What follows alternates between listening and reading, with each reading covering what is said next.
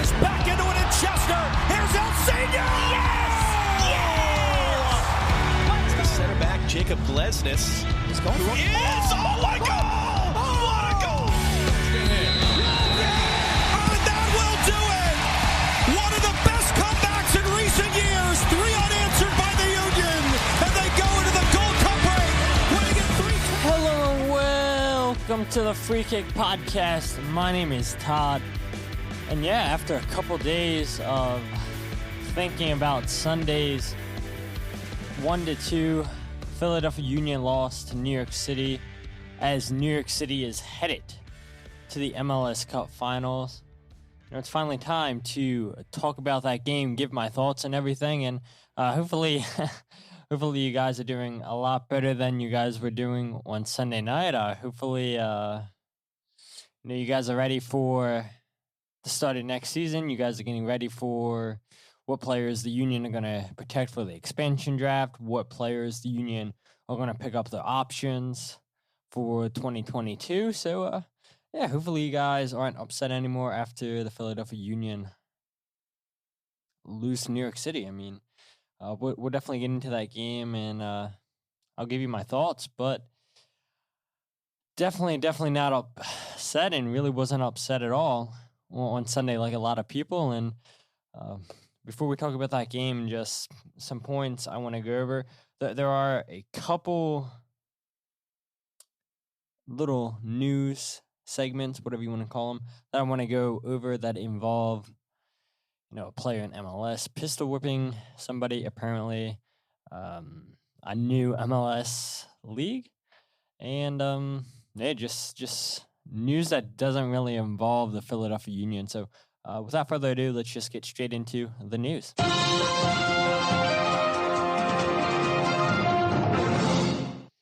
So the first bit of news I want to go over is, this is pretty bad. This is not how Minnesota United fans wanted to spend their offseason, I'm sure. And this is probably not what MLS wants for any of their players, not this kind of publicity, and it has to do with Minnesota United's Emanuel Reynoso. He has been accused of pistol whipping a 16-year-old boy in Argentina. A criminal investigation is underway. His lawyer came out. I'm recording this podcast on Tuesday, December 7th. His lawyer came out today and said that Emanuel wasn't involved at all with this, that people were just trying to get money out of him, and they said they have proof to prove that Reynoso was nowhere near this incident, and they hope to have his name clear. But while I was looking into this situation, this definitely isn't the first situation that Reynoso has been involved in. In 2017, when he was 21 years old, he was accused of being involved in a shooting in which no one was injured. He denied his involvement last year. And then at the age of 18 in 2014, Reynoso was shot in the left leg over what was said to have been a attempted robbery. So, it seems like, whenever Reynoso's in Argentina, it seems like trouble follows him. And, for the league, for Minnesota United, and for himself, hopefully him and his lawyer are telling the truth that he wasn't involved in this. But yeah, like I said, not a way how Minnesota United fans wanted to spend their offseason, not a way that the PR people in the MLS office wanted to spend the week of MLS Cup. So hopefully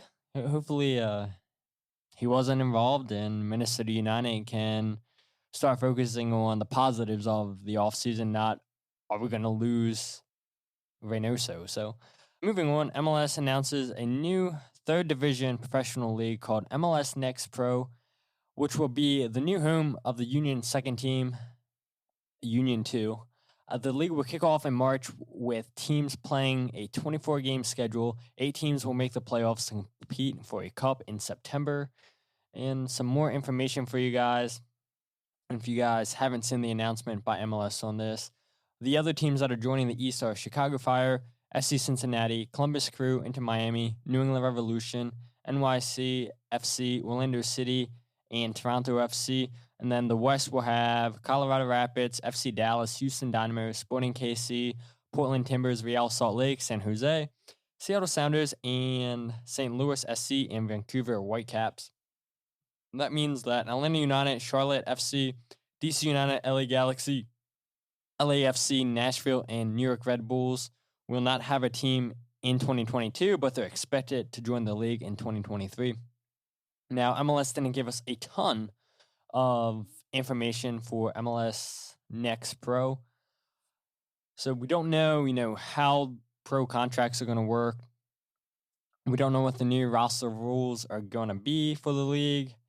And I guess we'll find out something here in the coming days, because when the Union 2 were playing the USL Championship, they were required to have a minimum of 12 players signed to a professional USL contract.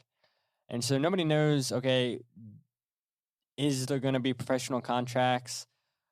What are the league rules? Are you going to be able to call up players in an instant for MLS teams, send people down? So nobody really knows how this league is really going to work other than the information that I gave you guys. But at the end of the day, it's just MLS looking for a way to let academy players that might not be ready for MLS yet play professional soccer. And so I guess the whole way is just trying to bridge the gap. And, you look for third division leagues in America right now. You have the USL League One, and then you have NISA, and now you have MLS Next Pro, which I'm not a fan of the league. We know that MLS started in 2020, MLS Next, which came in development of academy to give academy teams a stronger league to play in, to just help the development of players. And now, like I said, this is going to help, academy players that are too good for MLS Next that are now out of the academy stage, but they're not good enough to play for MLS. So this is supposed to give these players a professional league to play in hopes to develop them into MLS players. So the idea sounds good. It's going to be interesting to see how MLS handles 3 professional leagues. But from the very little bit of information that we were giving, it seems like it's heading in the right direction. But at the end of the day, Philadelphia Union 2, they finally have a new league to play in instead of trying to scrimmage teams wherever they can get scrimmages from. So good news for Philadelphia Union 2 part, but just definitely need some more information on that. Point number 3 I want to bring up is the New York Red Bulls. They have signed goalkeeper Carlos Coronel to a 3-year contract with an option for the 2025 season. I thought Carlos Coronel was excellent for the New York Red Bulls this season. You guys should remember him from being on loan with the Philadelphia Union in 2019. Didn't get too many games for the Union. And then eventually he got sent back to RB Salzburg. And then the Red Bulls said, well, look, Robles is leaving the club, going into Miami. We need a goalkeeper. And they bring in Carlos Miguel.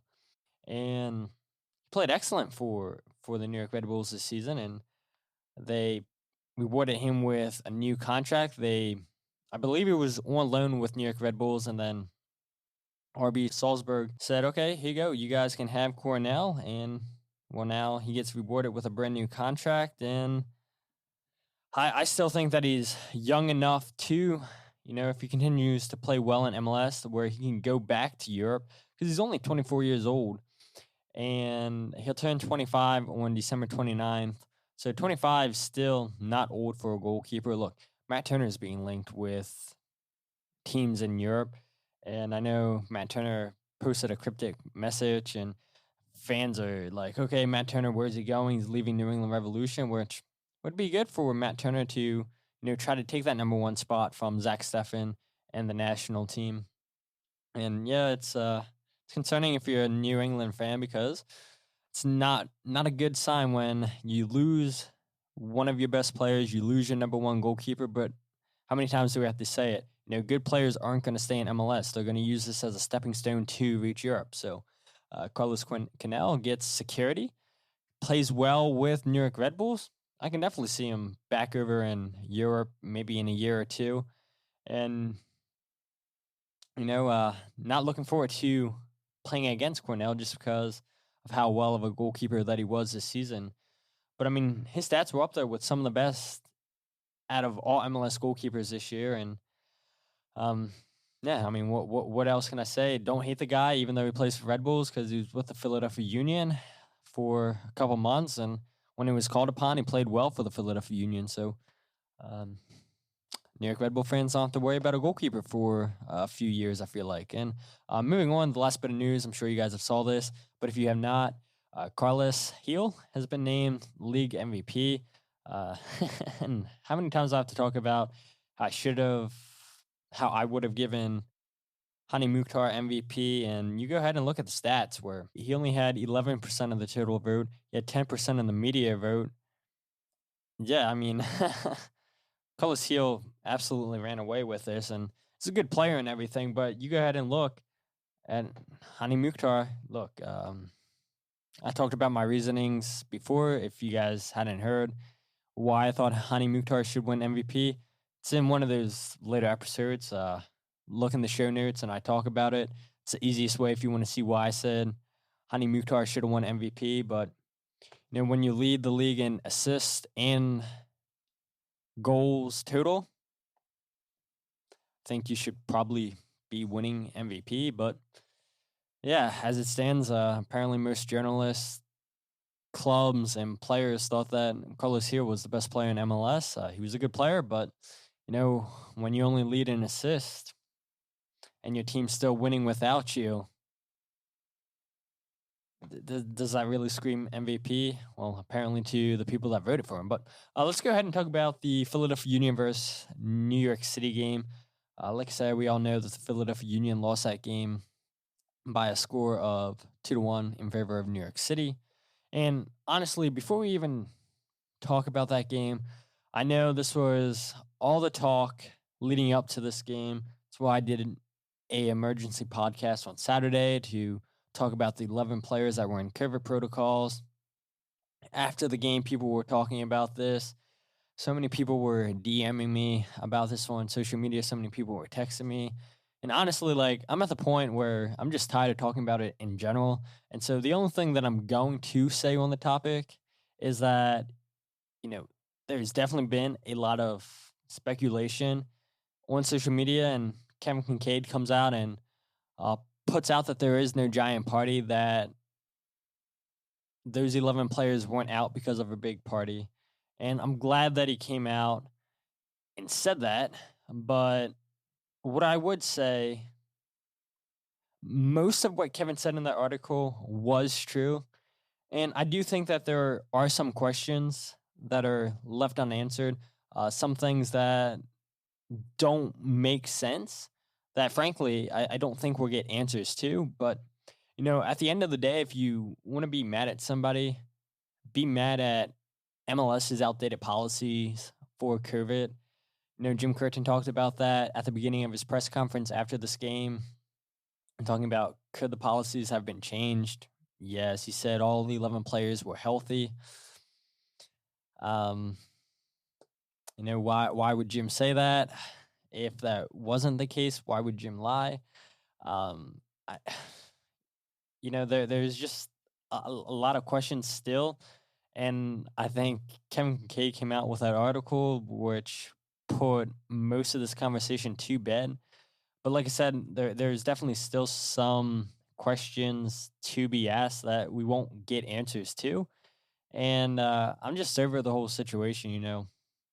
We didn't have those 11 players against New York City, and would they have made a difference? Probably, but at the end of the day, we didn't have them. And Kevin Kincaid shuts down the whole giant party rumor. And I do applaud all the fans on social media that before Kevin put out this article, fans were going through any lengths that they could to try to put pieces of the puzzle together to try to find out what happened. And, for the most part, I feel like people did a pretty good job putting things together. And if you guys haven't read Kevin's article on Crossing Broad, you definitely go check it out, because Kevin talks about it a whole lot more than what I'm talking about it currently, because, frankly, like I said, I don't want to talk about the situation anymore. And Um, yeah, it is what it is. But just moving on, I want to get that out there real quick. This might be the first loss ever that I was able to walk away with pride and not anger or being upset. And I know a lot of fans, and Jim included, they said there's always going to be that what if factor. And I respect it and I understand. And it's okay to look at it that way. And, who's to say that some of those players would have cleared protocol if we would have won this game against New York City heading into Portland? Who's to say that those guys would have been cleared to play? I don't know, because trying to read MLS's policies, I feel like everybody was interpreting their policies a different way. MLS didn't come out with a clear statement what their policies really meant. You had some people saying, well, the players have to quarantine for 10 days. You have some people that said, no, that's not the case, that, they could be cleared to play an hour up to game time. And the whole mess just could have been avoided if MLS just would have came out and updated their policies before the playoffs started. If they would have came out, gave a statement, they didn't do that. And you just don't know, right? You don't know what would have happened if we would have won, if those players would have been available to play in Portland. I thought in this game against New York City, I thought we pressed really, really well in the first half and even at the start of the second half. But, there was tired legs, and I'm not really surprised that things fell apart towards the end of the game. We held New York City to 0 shots in the first half, which is super impressive. And I don't think the players for New York City, I don't think the fans for New York City expected that. But to see, this makeshift team that we put together held New York City to 0 shots in the first half, super impressive. New York City couldn't get anything going. I mean, I felt like they probably should have tried to play long balls over the top of Colin and Stuart Finley, but they did not. And trying to attack Nate Harriel, Oliver Mbaizo, they did a good job for the most part, protecting the right and left side of the field for the Philadelphia Union. And, people question, well, why did Jim wait so long to make substitutions? And Jim should have made these substitutions a lot earlier. Well, I understood why he didn't bring on Fontana or Paxton Aronson when this game was tied 1-1, because, they really weren't going to put in the defensive effort that was required from the players that were out there, that the defensive efforts that Jack McGlynn was putting on, the defensive effort that Liam Flock was putting on. And so to see Paxton Aronson and Anthony Fontana get thrown in when it was do or die time for the Philadelphia Union, I wasn't surprised by that, because they're just offensive-minded players. Yeah, I mean, they would track back and play defense, but that's not where they're most useful. They're most useful when we're trying to score a goal to tie the game up. And Nate Harriel had a chance on the 86th minute, and Paxton and Anthony Fontana won on the field. And what if we would have taken the lead 2-1? I don't think Paxton Aronson and Anthony Fontana would have came on then, because, you want defensive-minded players, and Anthony and Paxton wouldn't give you that at 1-1. They would look to go on the attack, which, yeah, you want a goal, but at the same time, too, you want to be defensively sound. And I don't think Paxton Aronson or Anthony Fontana would have given you that at 1-1. And so Jim Curtin made the subs that he made because he was thinking defense first. And yeah, it's crazy when you look that we had our forward in Kacper Przybylko, we had our whole midfield minus Ali Bedoya, and you're like, okay, well, why do you need to think defense first? Well, number one, this team's always defense first, and two, putting Colin and Finley, you need to protect that back line at all costs. So, yeah, I think that's the whole reasoning behind why Jim waited so long to bring on Fontana and Paxton Aronson. But just really, the effort from every single player on that field, and as a fan, I couldn't have asked for more. Seeing the team walk back to the locker room at the end of the first half together, to be united, to show that they're one. Yeah, that was a really, really touching moment to see Jim Curtin, the players at times during the game, wave their arms up in the air to pump up the crowd to get them louder, which, I don't think we needed to be reminded of that anyway.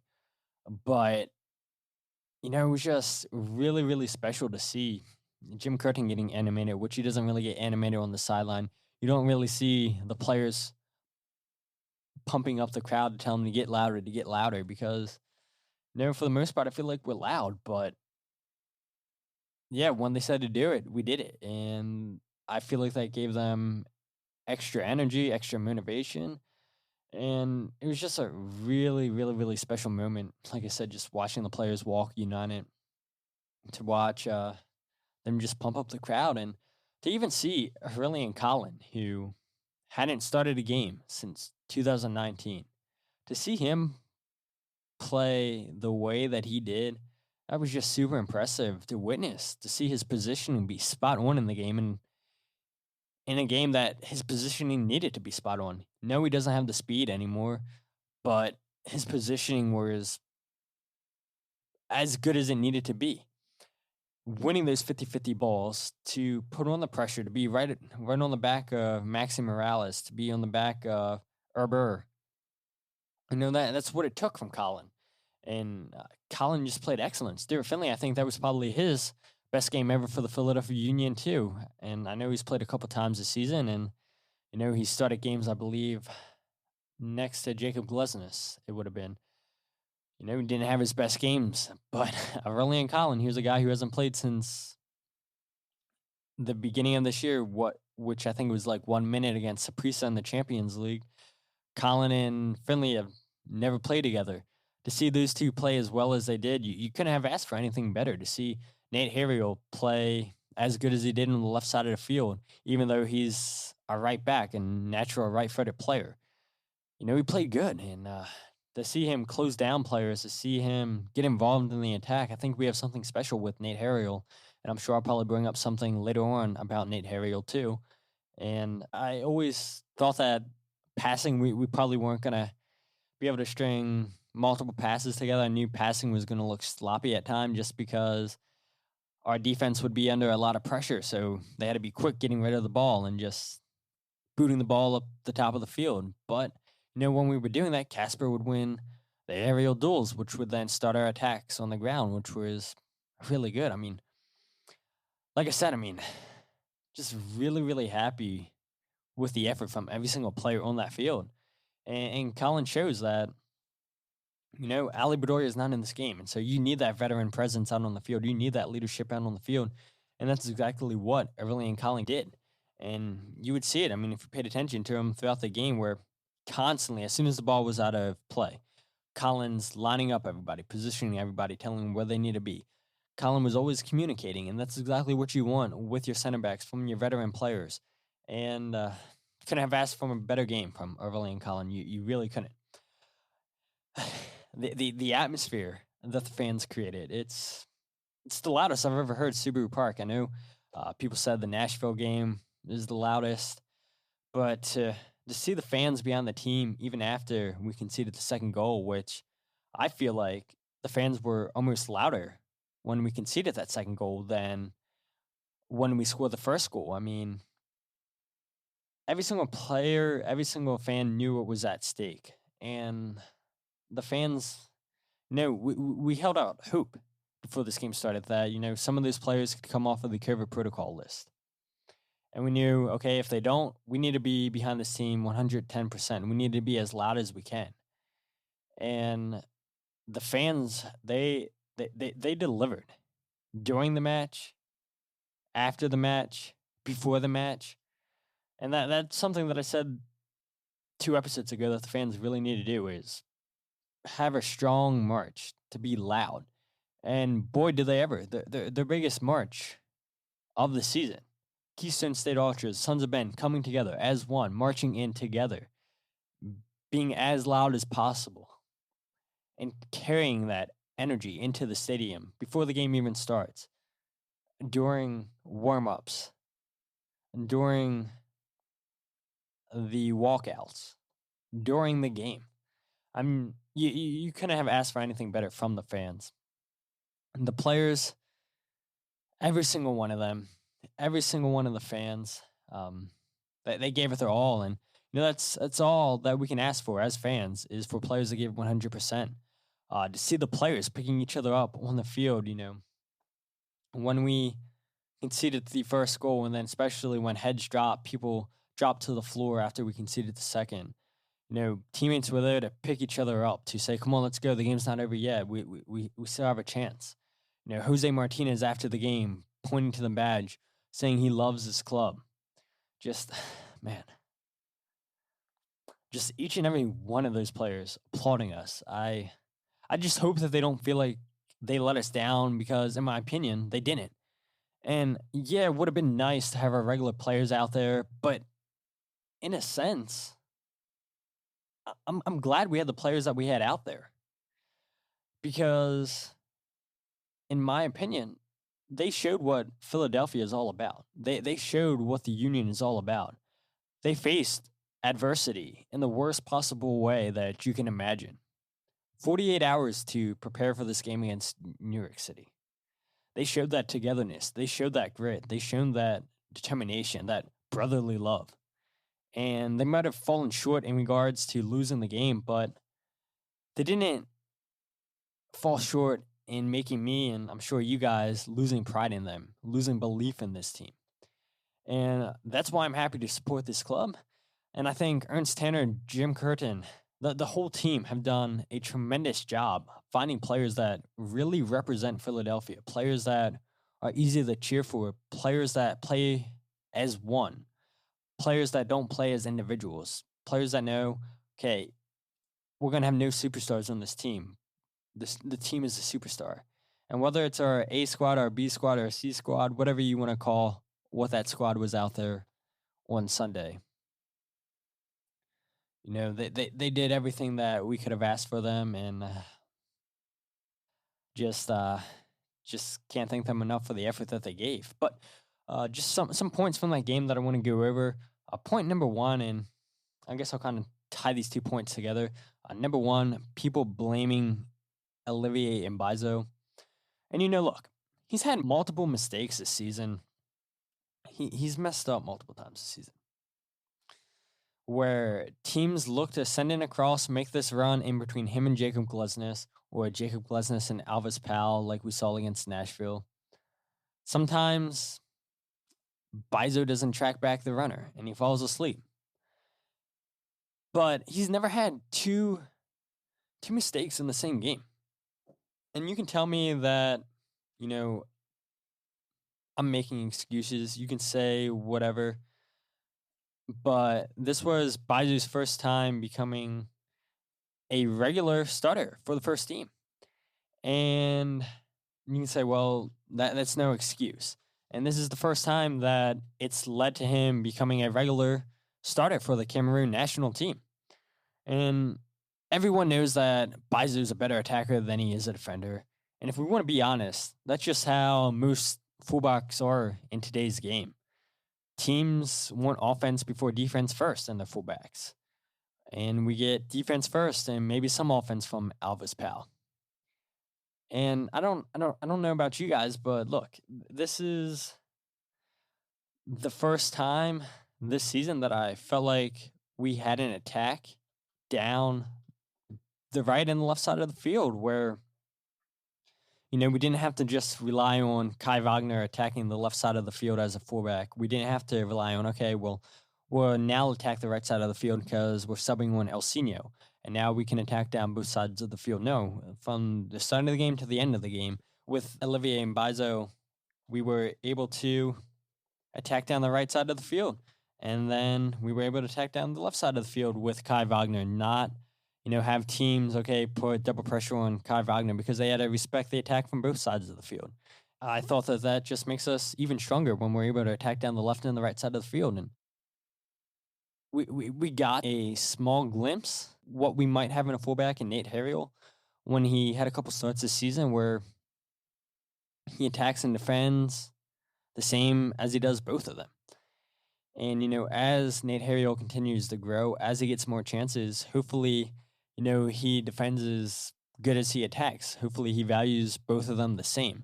Because like I said, you look all over Europe, you look in MLS, it's just the way that the modern fullbacks are going. They value attacking first, defending second. And to have a player potentially like Nate Harriel who defends as good as he attacks, I expect us to lose Kai Wagner at some point, but at least we would have a right back that does both. And if Kai Wagner leaves, whenever Kai Wagner leaves, then we'll have to look at a left back that attacks and defends, values out the same. But we might have something special in Nate Harriel, but seeing Oliver Mbaizo this year attack down the right side of the field after all these years of watching Ray Gaddis defend and not really offer much in the attack, it was nice to see an actual attack coming from an attacking right back this season. And people say, "Oh, this is an excuse." That doesn't matter, but it's not an excuse. It's facts. When you only have 48 hours to adjust to a brand new back line, two center backs that have never started a game together, one center back that's getting the first start since 2019, one center back, this is the first time in the league where he hasn't got as much playing time as he would have hoped. Mbaizo had a quarantine for 2 weeks. COVID gets the team on Thursday, practice gets canceled. You only have Friday and Saturday to practice, and granted, Saturday practices are basically a walkthrough. You're not going all-out intensity on Saturday. So really, you only had one 24-hour practice, not even 24 hours. You had 2 hours at most, a full intensity practice on a Friday to get used to playing with this back line. I don't know how people expected Mbaizo to adjust to that. I don't know how people expected Mbaizo just to come back and, okay, well, we have our one starter that we've had all season in the back line, so we'll be fine now in the defense. I don't know why people expected that when, like I said, Mbaizo had a quarantine for 2 weeks, had really 2 hours to practice with this back line, then you have a walkthrough on Saturday. I'm not really sure what people were expecting, but we have idiots, and I don't care. Like, if people want to get upset that maybe you're one of the people that were bashing Mbaizo, that I called you an idiot, then yeah, I probably don't want you listening to this podcast. And honestly, I probably don't want you being a fan of the Philadelphia Union, but who am I to say, right? Who am I to say, don't listen to this podcast, don't be a fan of the Philadelphia Union? I just don't, it doesn't sit right with me that people were attacking Mbaizo on social media. People were adding him, telling him to leave town. Thanks for losing us the game. Sending personal attacks at him on social media. I'm not okay with that at all. And I was angry with it, obviously. For the people that retweeted my tweet, liked my tweet, I think it was probably my most liked tweet on social media ever, where I said, yeah, F the people that are making fun of Mbaizo, that are blaming Mbaizo.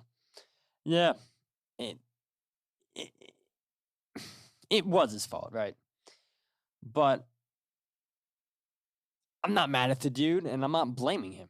I'm not blaming him when he had everything I just mentioned against him. And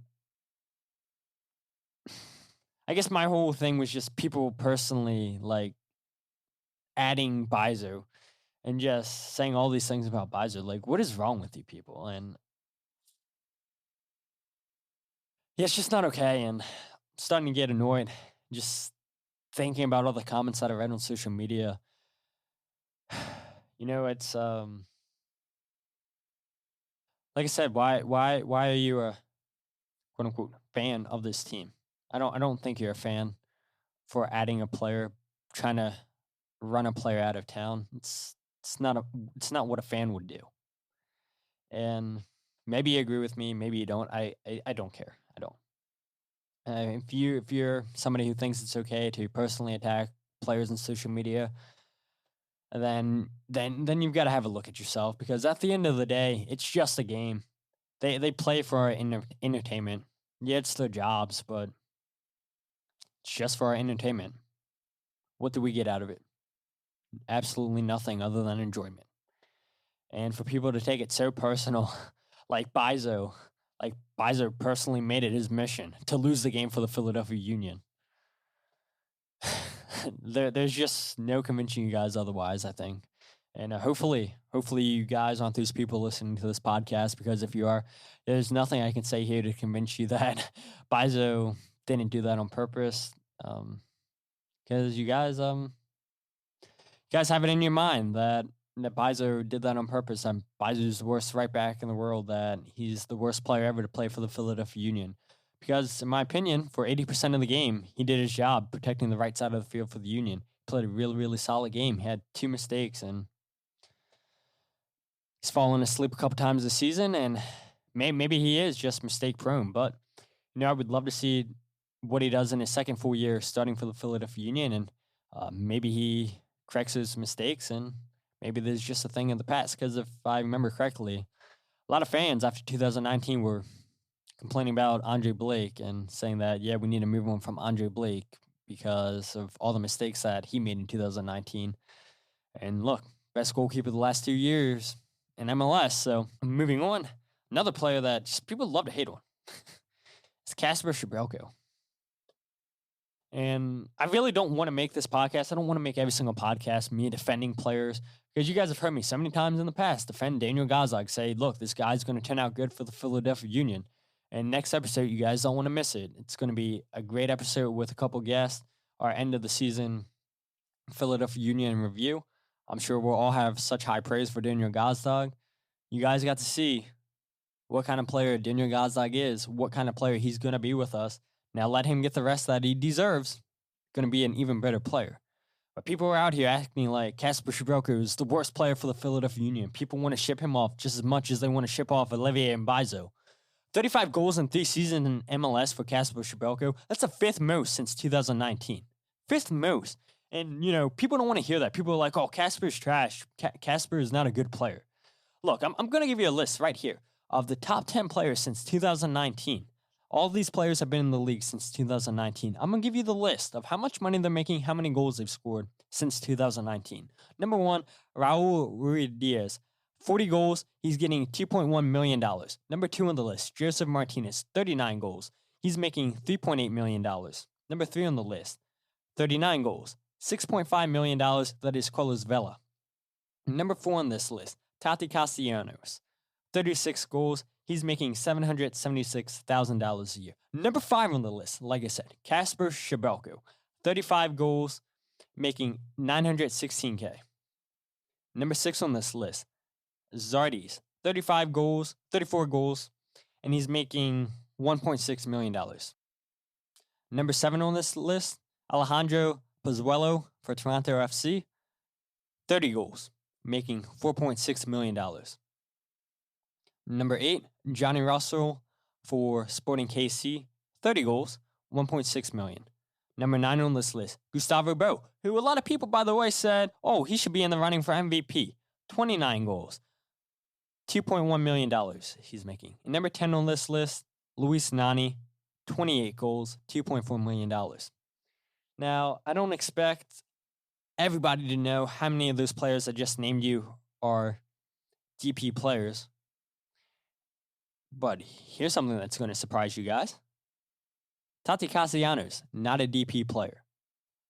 And Kacper Przybylko, obviously not a DP player. The only players on this list that aren't designated players. Tati Castellanos, 84 games, 36 goals. Kacper Przybylko, 83 games, 35 goals. Tati Castellanos has played one more game since 2019 than Kacper Przybylko. He only has one more goal than Kacper Przybylko. And everybody's out here saying, you guys would take Tati Castellanos, right? What if I didn't give you guys the numbers? You guys would for sure take Tati Castellanos over Kacper Przybylko. But now that I just gave you guys the numbers, would you guys still really take Tati Castellanos over Kacper Przybylko when he's played one more game and only has one more goal than Kacper Przybylko?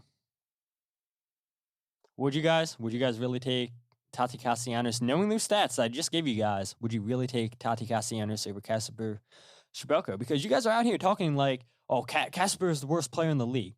I would gladly take a striker that we're not paying DP money to. That is number 5 since 2019 in MLS in goals with 35 goals. I would gladly take that player. Because if we're being honest, DP player, Zardes, Pozuelo, DP player. Johnny Russell, DP player. Gustavo Bou, DP player. Luis Nani, DP player. All those guys have less goals than Kacper Przybylko. And Kacper Przybylko's not a DP player. Should Kacper be making DP money because of those stats? Yeah, he probably should. And thank goodness Kacper and his agent haven't went to the Philadelphia Union and said, hey, look, this is how many goals I have compared to players that have similar amount of goals to me, but they're getting paid more money than me. Thank goodness Kacper Przybylko is not going to the Philadelphia Union saying, hey, pay me more money so I can be a DP player. Because a lot of you guys, if we made Kacper Przybylko a DP player, you guys would really lose your mind. But no, I forgot that, Lionel Messi, Cristiano Ronaldo, Diego Jota over the weekend against Wolverhampton. He missed an empty netter. He hit the ball straight at the two defenders. The goalie wasn't in the box. He missed an easy goal. I don't see people hating on Diego Jota. Don't see people hating on Messi when he doesn't score. Don't see people hating on Ronaldo when he doesn't score. But we have a fan base who are totally ungrateful for Kacper Przybylko, where they think, yeah, to judge Kacper being a good player, he needs to score goals. And people want to bring out advanced stats, okay? I love stats as much as anybody. You guys hear me give stats all the time on this podcast. But at the end of the day, what do stats really say? They don't say anything. We can all make our arguments, giving stats to make the stats support our arguments that we want to make. But 36 goals, the fifth highest goal scorer in MLS since 2019. You can't make that up. You can't make that up now, can you? And just like I was getting mad about Mbaizo, I'm obviously pretty upset about Kacper Przybylko because, we've worked so hard to try to get a constant striker. 15 goals in 2019, 8 goals in a shortened season, which, by the way, Kacper had COVID last year, if you guys forgot, and then 12 goals this season for Kacper. Oh, yeah, by the way, the leading goal scorer in the CONCACAF Champions League. First time ever in the competition. First time Kacper has ever played in the competition. He led every single goal scorer in goals in the CONCACAF Champions League. But he's trash, right? He is trash. And yeah, we can all get upset when Kacper misses easy goals, but what players don't, right? Kacper does so much more. I feel like Kacper is one of the hardest working strikers in the defensive zone in MLS. And you don't get strikers really putting in defensive work. And I think that's a plus for Kacper's game.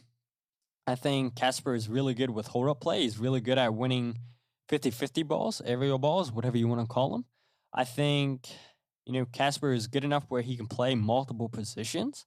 I think Kacper is really good defending set pieces, which, by the way, depending on when you're a fan of this team, how many times have we seen the Union struggle defending set pieces? Look, we have a striker that is well at defending set pieces, but I forgot. Kacper Przybylko is a bad player. Let's not protect him in the expansion draft. Let's sell him. Let's get rid of him. He's not a good player. Keep thinking that. Keep thinking it. But the last thing I want to say before I end this podcast is, I said it last episode, I think, we could have talked about the Jim Curtin to Cincinnati rumors. Well, spoiler alert, they're not rumors because last Friday, Jim Curtin was asked about the reports of Chris Albright trying to bring him to Cincinnati. And he said, I addressed it with our players. I told them the truth. If you look around when teams have success and do well, individual accolades follow. Sometimes that's for staff members. Pat Noonan has been linked with a ton of jobs. He's more than deserving and ready to be a head coach. You see different rumors with our players being linked to Europe. This is a part of the game. It's flattering.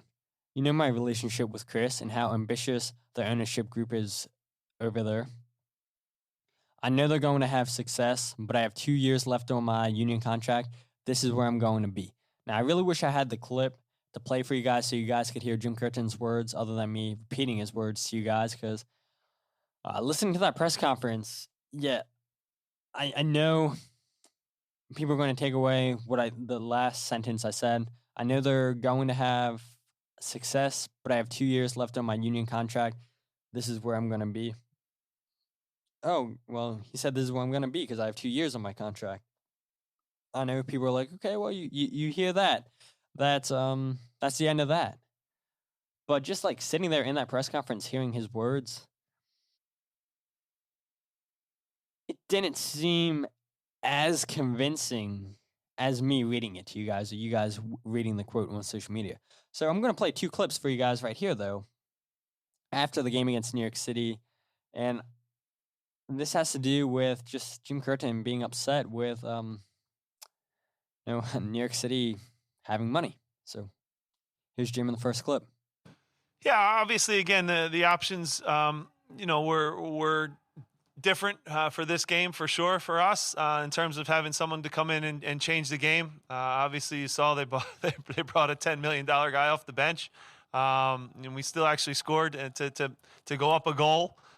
We needed to do a better job to secure the next 5 minutes after a goal. It's something that we really take pride in, usually do a good job of it. And maybe it's the excitement. We got a little bit opened up and they made a play and scored. So that kind of canceled that goal out. But overall, again, we had everybody ready on the bench for sure. But, when I was writing in the team messages at the beginning of the game, there were a couple names I didn't know how to spell quite yet. So, I had to do some peeking at the backs of jerseys, which is a situation that was unique for sure.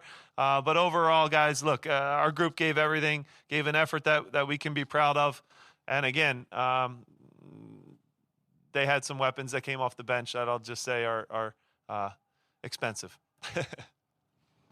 And then Jim Curtin, near the end of the press conference, you heard the New York City players celebrating in the background, and by this time in the press conference, I think Jim Curtin was just ready to end the press conference, ready to pack up and go home, and this is what Jim Curtin had to say. Guys like Bedoya, who you work so hard to get this home game here, and he doesn't get the opportunity. You don't know how many more conference finals and then MLS Cups you're going to have an opportunity to look at in your career. Guys like Andre, Jack Elliott, and Glesnes, you could go through the list of guys that gave so much this season. Kai Wagner, on and on. And it is there can't not be what might have been.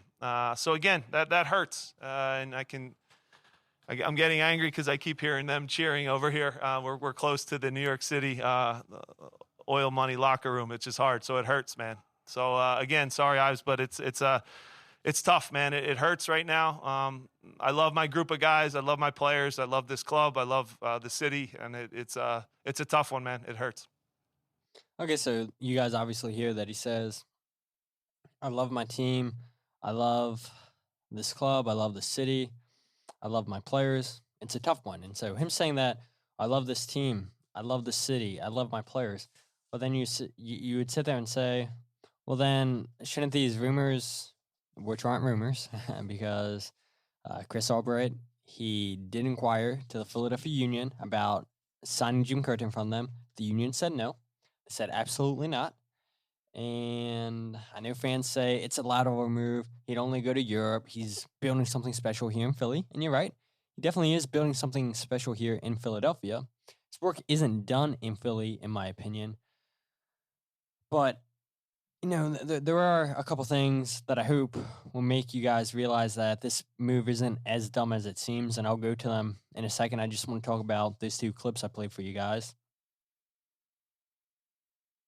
I think it's very, very obvious, especially when Jim says we're close to the New York City oil money locker room, which is hard. It hurts, man.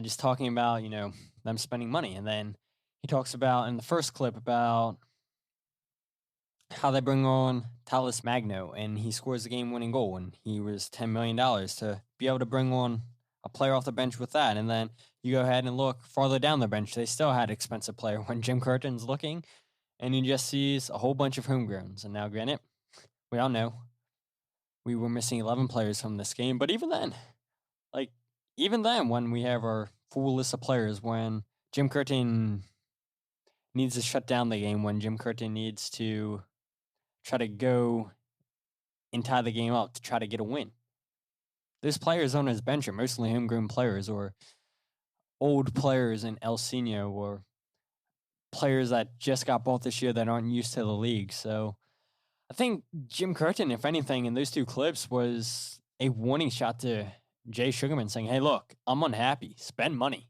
Like, teams in MLS are just getting better and better and better. And I want better options on the bench. I feel like that's what Jim Curtin was saying in those two clips. But like I said, I don't think the whole Jim Curtin to Cincinnati thing, I don't think it's dumb because, number one, he's not Ernst Tanner's guy. And so many times in professional sports, when a new GM comes, they get rid of the whole coaching staff.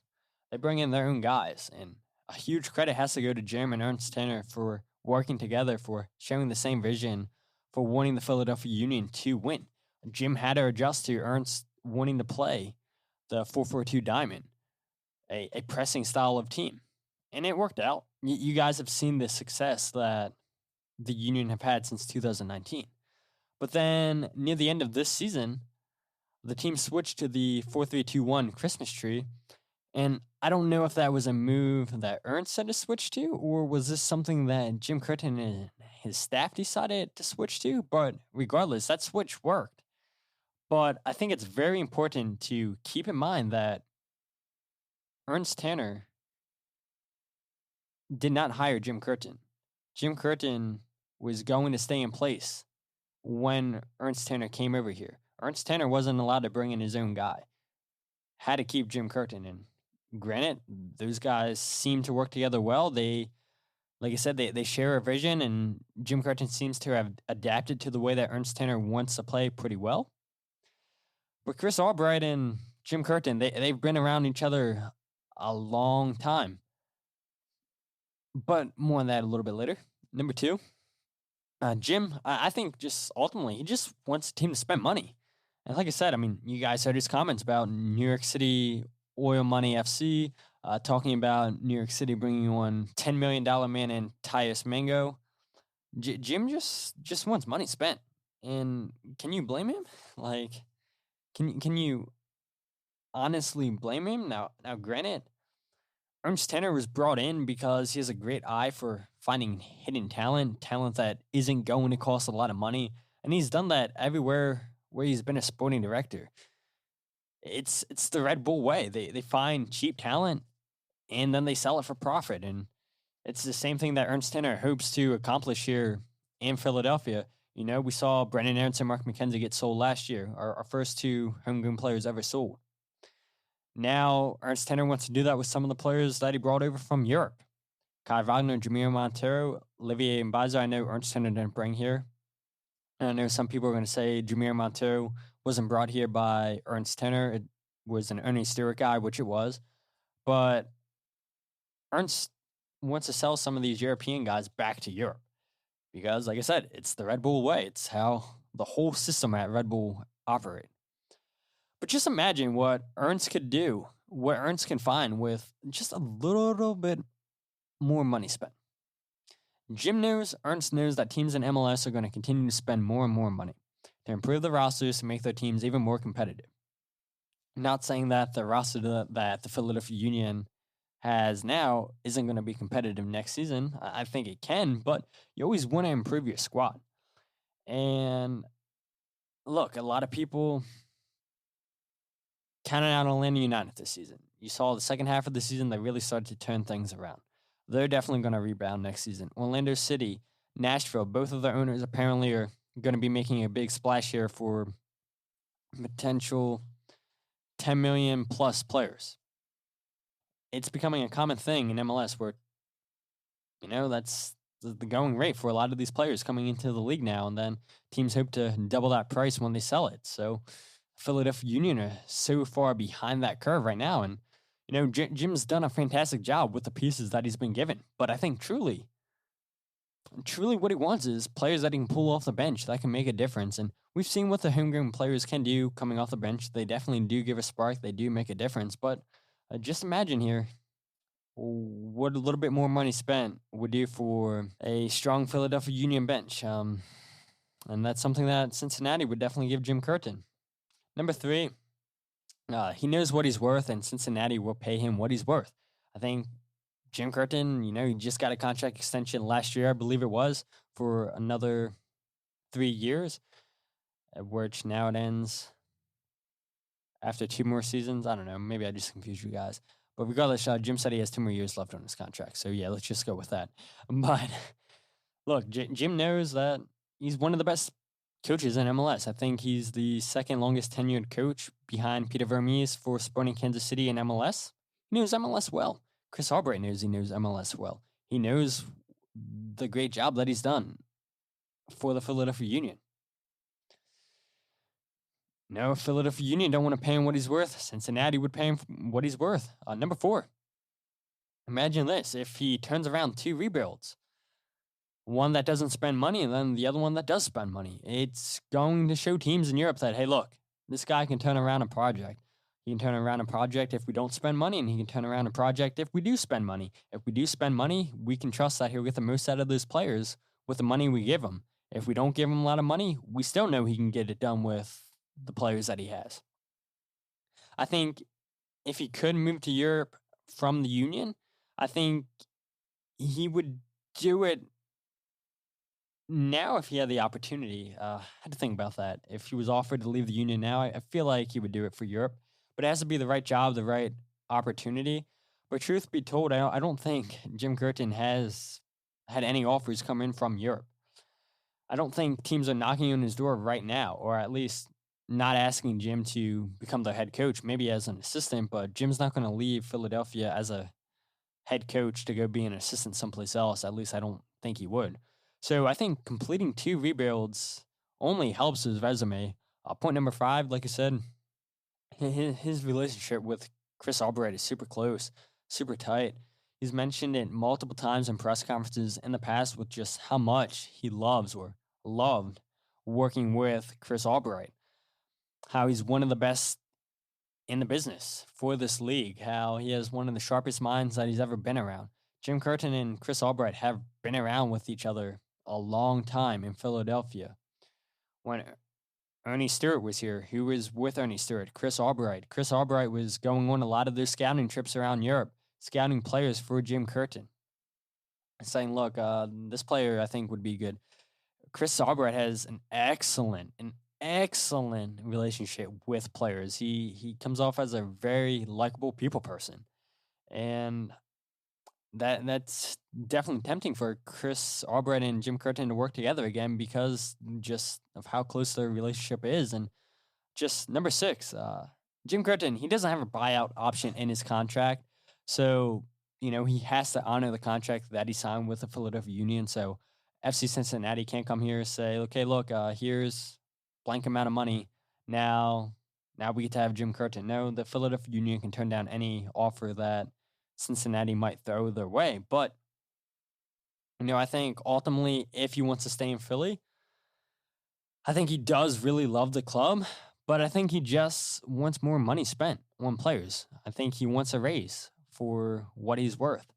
And so if Jay Sugarman gave him both of those things, I think, these rumors would be, well, you can't even say it's a rumor because it's the truth. But the talk of him going to Cincinnati would just be dead if Jay Sugarman gave him those 2 things. But if he can't get that in Philly, then he for sure can get that in Cincinnati. Cincinnati have money. And if Cincinnati come with a big enough offer, I think Jay Sugarman would definitely be tempted in collecting the money and selling his coach. Because then he can go in a cheaper option with Pat Noonan. But maybe Ernst Henner says, no, I'm not going to go with Pat Noonan. I'm going to go with one of my own guys. But, if Jay Sugarman decided to take money for Jim Curtin, it's not going to sit well with the fans. So, this goes either way. He has a contract. He has to honor that contract that he sold, which he has no other choice. Jay Sugarman gets an offer that he can't turn down, or 3, Jay Sugarman just buys into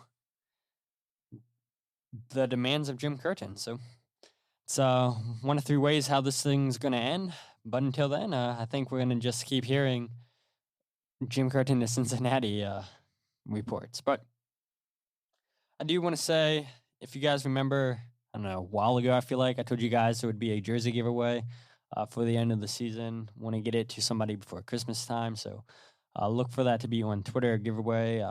You guys don't have to leave a review or anything like I've done in the past for the show. All you got to do is just follow the podcast page on Twitter at Free Kick Pod. Like the post, share the post, and you're entered. You just get one entry. I know in the past I've done multiple entries and everything, but just going to do one entry for all three of those things, and just a way to give back to you guys. So I have not forgotten about that giveaway. And point number 2, don't miss next week's end of the season recap with a couple of guests. A lot of important things to go over, to discuss. So I hope that's an episode that everybody tunes in for. And whatever you guys want us to discuss in that episode, you guys can reach me on email, freekickpodcast@gmail.com, on Twitter, Instagram, Facebook, at freekickpod. You have multiple ways to get in touch with me, and I'll go ahead and make sure that's added into the show notes that we discussed. But I just told you guys where to follow on social media. There goes my pen. But yeah, don't miss next week's episode. Don't be sad about the Philadelphia Union losing to New York City, because the players, I think, made every single person in that stadium happy. I think they did us proud. And I think that's something to just hold on to, and we can hold our heads up high, because none of those players, in my opinion, disappointed me. But until next week, my name is Todd, and this is the Free Kick Podcast.